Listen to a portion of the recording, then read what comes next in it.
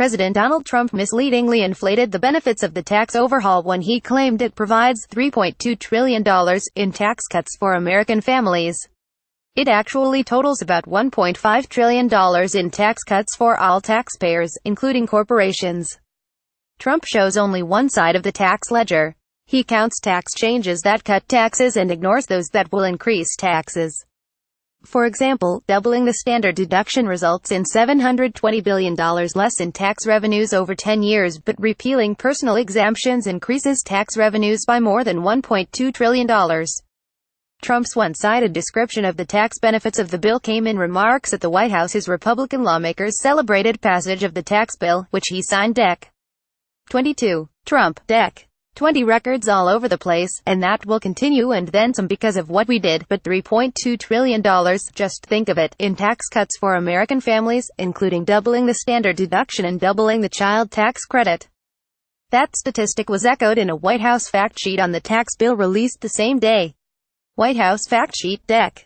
20. The Tax Cuts Act provides $5.5 trillion in tax cuts, $3.2 trillion, or nearly 60%, of which go to families.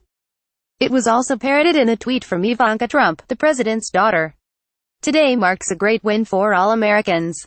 Tax Cuts and Jobs Act provides $5.5 trillion in tax cuts, $3.2 trillion, or nearly 60%, of which go to families.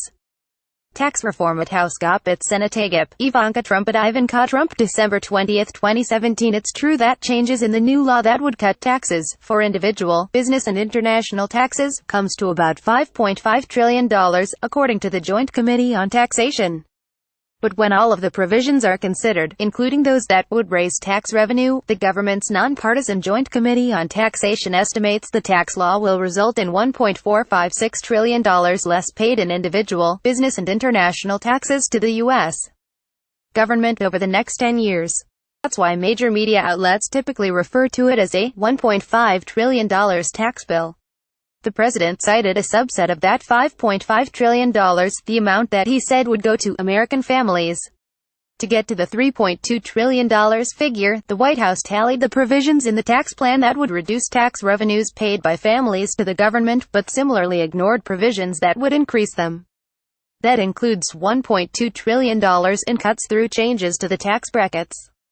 The new law reduces 5 of the 7 tax rates, including cutting the top rate from 39.6% to 37%. $720 billion by roughly doubling of the standard deduction to $12,000 for singles and $24,000 for married people filing jointly, $573 billion in increased child tax credits. $637 billion in relief from the alternative minimum tax, which is paid by high-income taxpayers instead of using the regular tax system to calculate tax liability. Another roughly $100 billion from things like expansion of medical expense deductions, and reduced estate tax revenues. What it does not include are the mini offsets in the tax plan. The biggest is the elimination of personal exemptions, which is a deduction taxpayers receive for each person claimed on tax returns. Under the old tax code, filers received a personal exemption of $4,050 per person, which means a married couple with 2 dependents receives a personal exemption of $16,200. That goes away under the new law, though as written, it would return after 2025. That provision will increase revenue to the government by a little more than $1.2 trillion over 10 years. But there are other measures that work against taxpayers, including new limits on itemized deductions such as for state and local income taxes and some mortgage deductions. According to the Joint Committee on Taxation, changes to the tax code would, on net, result in a little more than $1.1 trillion less being paid in individual taxes over the next 10 years.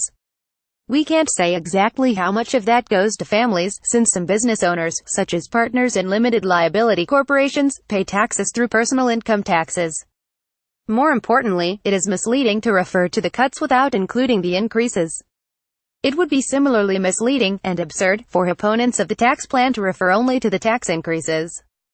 Taxpayers care about the bottom line of how much they owe, not how much the beneficial provisions alone help them, ignoring those provisions that raise their taxes. Eric Toder, co-director of the Tax Policy Center, told us via email. Overall, the tax plan will reduce taxes for most people in the first 8 years. The Tax Policy Center analyzed the tax bill and concluded that most taxpayers at all income levels would get a tax cut in the years 2018 through 2025. As written, some of the individual tax benefits would expire, and as a result, by 2027 more than half of taxpayers would pay higher taxes. Tax Policy Center, Dec. 20. We find the bill would reduce taxes on average for all income groups in both 2018 and 2025. In general, higher-income households receive larger average tax cuts as a percentage of after-tax income, with the largest cuts as a share of income going to taxpayers in the 95th to 99th percentiles of the income distribution. On average, in 2027 taxes would change little for lower and middle-income groups, and decrease for higher-income groups. Compared to the current tax law, 5% of taxpayers would pay more tax in 2018, 9% in 2025, and 53% in 2027. It is fair to say that the tax plan would cut taxes.